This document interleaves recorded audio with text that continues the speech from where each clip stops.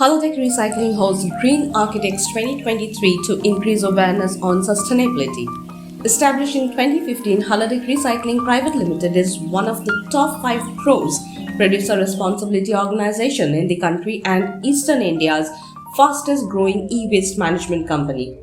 The event witnessed its inauguration program with a panel discussion on Has the Time for Electric Mobility Come in West Bengal, and was followed by a Upcycle fashion show and award ceremony for different segments of contribution of an individual or establishment towards the maintenance of a green environment. I mean, it started very similarly, but I remember wearing a lot of Zara with them, and then it just went smoothly. I would have a lot of rashes by the end of the day, and coming back to like red and marks on your skin, you're always wondering what's inside it. And like Savita mentioned, that I wasn't educated about polyester or nylon or rayon. So when I started looking at the label, and everything was 99 to 100% polyester that they produce. It's not good for us, it's not good for the environment. There is a price to pay for the cheap prices that we pay. And that comes out of these fair wages, the environment essentially. And that's what kind of led me to start those and go back to my roots and start with the hand-woven and handloom. Make it more contemporary so it appeals to the Gen Z or the new consumer. Because it is important to keep up with the changing times, And yeah, that's what we're basically trying to do is, appeal to them in their own way through social media, more fun, information which they can actually consume and relate to, because it is a lifestyle change. It's not something that I would just want them to change about themselves when it comes to fashion, because this is the space I'm in. But being sustainable is an overall lifestyle that you follow, whether it's the fact that you don't use plastic bottles, or how you package like your food, how you reuse your clothes, and everything else that you do. Absolutely. So sustainable practice, especially in fashion, should go right down from sourcing to manufacturing to distribution, marketing, and finally to the consumer. We have to be able to choose carefully. We have to really put some thought, be mindful. Is it something that we're really going to be used, or is it something that, there's a 50% discount, let me buy as many of that as possible. So it's all a question of, as you said, education.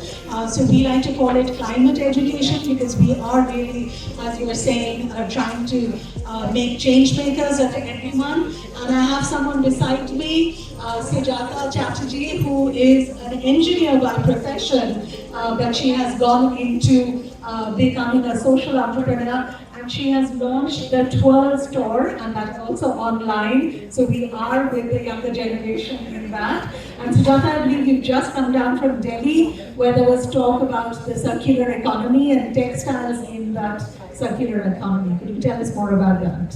Sure. So I started store 5 years back, and I focused on a specific problem, how as consumers we contribute to this, unknowingly sometimes also, that we keep on hoarding our clothes, we keep whatever we are not using also, just like that, thinking, how is it harming? But basically what we're doing is, that's also a form of wastage. We keep on buying all new things with total disregard to what we have and what can be, sort of done further with those. So instead of, wasting that material, we encouraged everyone to give us that. And with all that, we upcycle and make a new range of products.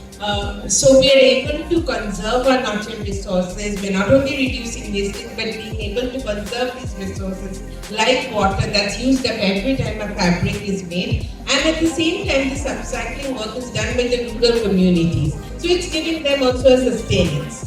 And so this is the work. When I started 5 years back, hardly anyone knew, what we wanted to do or understood really the concept of upcycling at scale. Not individually, but at scale, and why we wanted to do it. From there till now, so this week I was invited by the Ministry of Textiles, Government of India, where they wanted to know about our work in circularity, how we are impacting this, and specifically because there was hardly anyone working in the post-consumer space, how we're going about it, and they wanted our advice on what could be the ideal guidelines.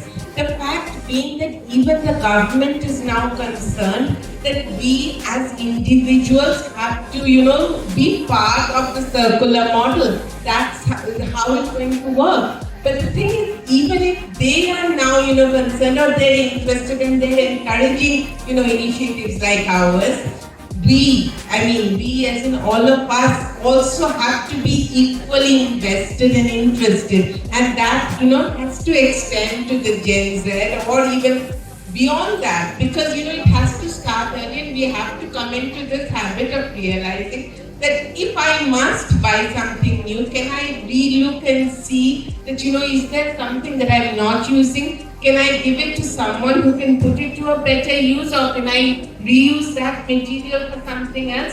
Why can we not? And this again is not really a new concept. As was discussed in the earlier discussions, this was something our grandparents did at ease without thinking about it. It's only now we seem to have forgotten. But let's, sort of go back to those good old habits.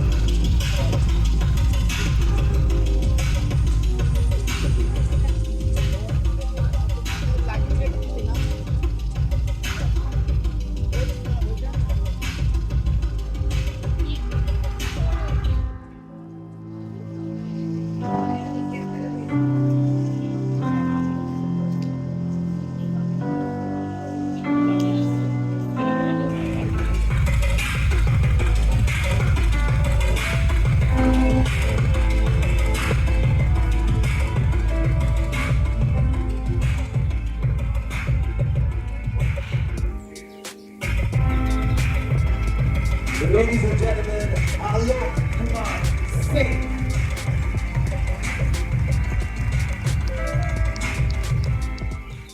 Thank you for watching Times Nation. Stay tuned.